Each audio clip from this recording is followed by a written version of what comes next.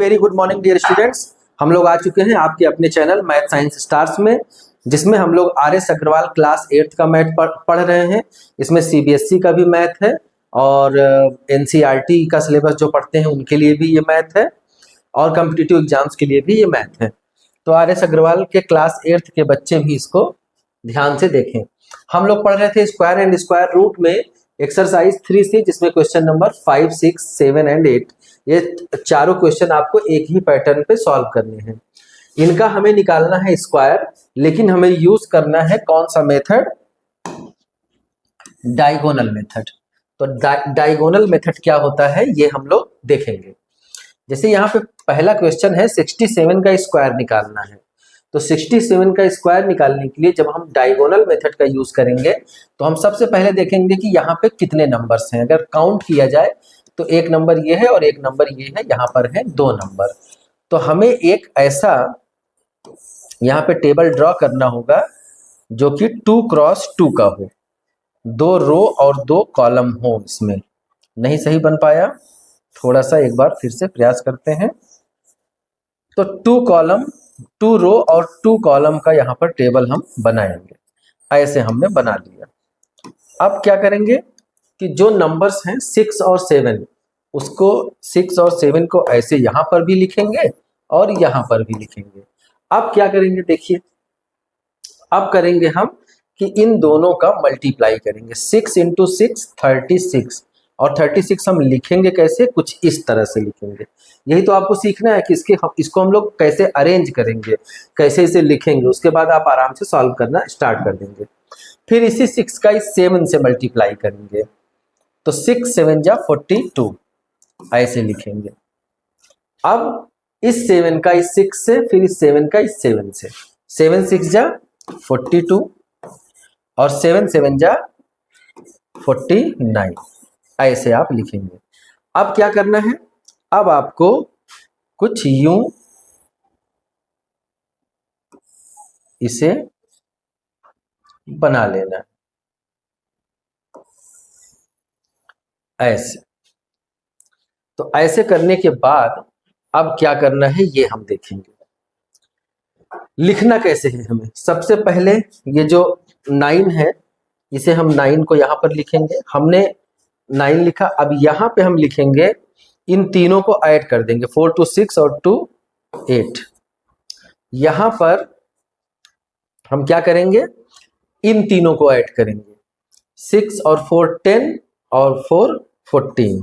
ये इसका एडिशन यहाँ, इसका एडिशन यहाँ, इसका एडिशन यहाँ। ये ध्यान दीजिएगा, ऐड वाला ये सब है, ये 7 नहीं है, और ये अकेला 3 है, तो वो यहाँ पर लिखा जाएगा। अब क्या करेंगे? अब हमें आंसर लिखने में सब चीजें देखना है कि कैसे हम लिखेंगे। 67 का स्क्वायर क्या होगा? सबसे पहले ये जो नंबर है ये हम लिखेंगे। 2 डिजिट होता तो हम लोग फर्स्ट डिजिट लिखते, फर्स्ट डिजिट हमने लिखा, तो यहाँ पे एक ही डिजिट है इसलिए हमने ये लिखा। फिर दूसरे में भी इस डिजिट को हम लोग लिखेंगे, सिंगल डिजिट है इसलिए 8 लिखेंगे। तीसरे में हम लोग क्या करेंगे? इसके फर्स्ट डिजिट को हम लोग लिखेंगे, इट मीन्स हम लोग 4 को लिखेंगे, और 1 यहाँ पर बचा, 1 को इसके साथ ऐड करके तब लिखेंगे। 3 और 1 कितना हो गया? 4। तो हम अगेन यहाँ पर क्या लिखेंगे? 4 लिखेंगे। ये आपका आंसर हो गया। अब इसी तरह से हम लोग सेकेंड क्वेश्चन देखेंगे तो आपको आसानी रहेगी इसे समझने में। आइए सेकेंड क्वेश्चन हम लोग देखते हैं। इसे हम इरेज कर रहे हैं और सेकेंड क्वेश्चन देखते हैं। 86, यहाँ भी 2 नंबर्स हैं। सबसे पहले ये देखना है कितने नंबर्स हैं। जब 2 नंबर्स हैं तो 2 रो और 2 कॉलम, इट मीन्स 2 क्रॉस 2 का हमें मैट्रिक्स डिजाइन करना है। तो 2 क्रॉस 2 का डिजाइन कर दिए। लिखना क्या था? 8 और 6 है, तो ऐसे लिखेंगे 8 और 6। यहाँ पर भी 8 और 6 लिखेंगे। इस 8 का इन दोनों के साथ मल्टीप्लाई, फिर इस 6 का भी इन दोनों के साथ मल्टीप्लाई करके हम लोग लिखेंगे। 8 8 जा 64, 8 6 जा 48, 6 8 जा 48, 6 6 जा 36 ऐसे लिखना है। लिखते ऐसे क्यों है? कि हम ऐसे इसे बना सकें। ये, फिर ये और फिर ये। इसे ऐड करके हम लिखेंगे यहाँ पर 6, इन तीनों को ऐड करेंगे, 8 2 जा 16 और 3 19, यहाँ पर चलिए लिख लीजिए। अब इन तीनों को ऐड करेंगे, 4 3 जा 12, यहाँ पर लिख लीजिए, और ये सिंगल है 6, यहाँ पर लिख लीजिए। चलिए, ये नहीं लिखना है, ये आप ऐसे कर लीजिए, ये आपका नया वाला दिख रहा है, ठीक है।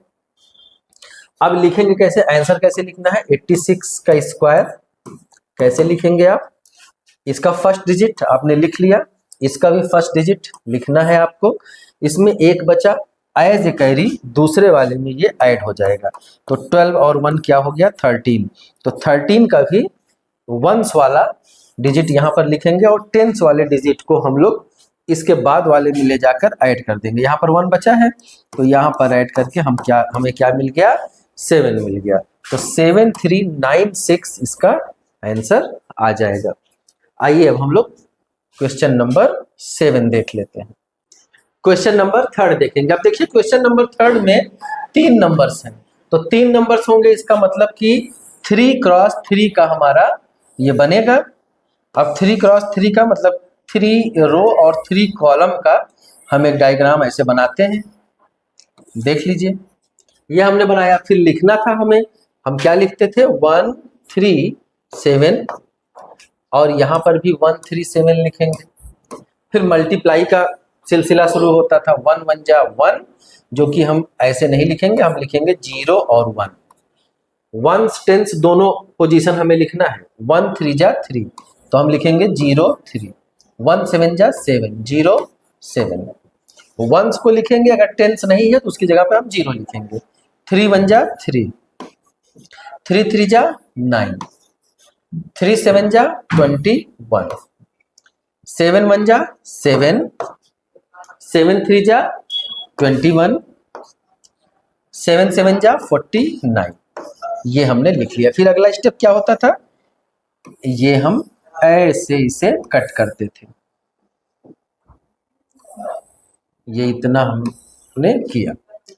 अब इसे ऐड करेंगे, सिर्फ 9 है, ये ऐड करेंगे 4 1 5 और 1 6, ये ऐड करेंगे 7 2 9 9 2 जा 18 और 18 2 20 27, तो 27 यहाँ पर हो जाएगा। यहाँ पर क्या होगा, 3 और 3 6 होगा। फिर यहाँ पे ये पूरा ऐड करेंगे तो कितना होगा आपका 1 होगा, ये नहीं है, ये नहीं है, ये ऐड किया तो 1 हुआ, और यहाँ पर 0 है सिर्फ, तो यहाँ पर क्या हो जाएगा 0 हो जाएगा। अब हम लोग लिखना स्टार्ट करते हैं, कैसे लिखेंगे, 1 3 7 का जो स्क्वायर होगा वो क्या होगा। सबसे पहले ये वाला डिजिट जो कि 9 है, आपने 9 लिख लिया। फिर यहाँ पर भी सिंगल डिजिट है 6 लिख लिया। यहाँ पर फर्स्ट वाला डिजिट लिखेंगे, वंस वाला टेंस वाला, वहां पे कैरी जाएगा, तो 7 2 हमने लिख ली, सॉरी 7 हम यहाँ पर लिखेंगे ना, तो 7 लिख लेंगे और 2 वाला आपका कैरी चला जाएगा यहाँ पर, तो 2 यहाँ पर आपने लिख लिया, 6 और 2 कितना हो गया 8 हो गया।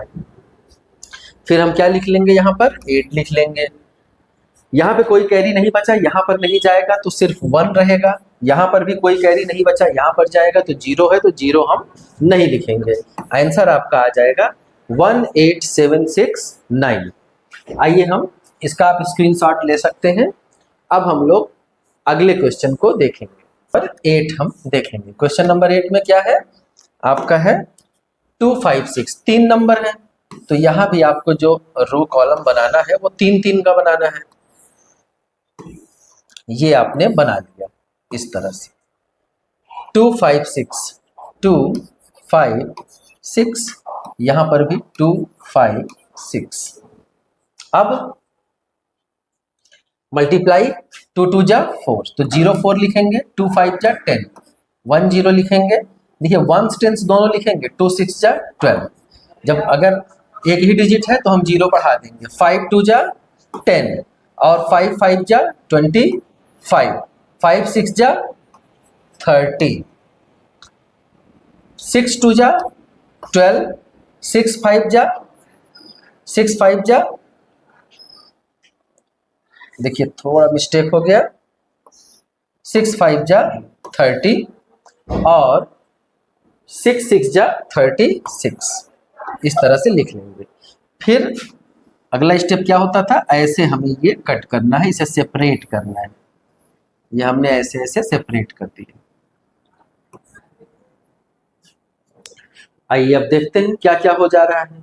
ये आपका बचा 6, पूरा ऐड करेंगे, यहाँ पर 3, यहाँ पर पूरा ऐड करेंगे 3 to 5 5 10 और 15 हो गया। ये पूरा ऐड करिए। फिर यहाँ पर 1 2 3 हो गया और 3 और 1 4 हो गया, तो हम लिख लेंगे 4। ये नहीं है, ये नहीं है, ये नहीं है।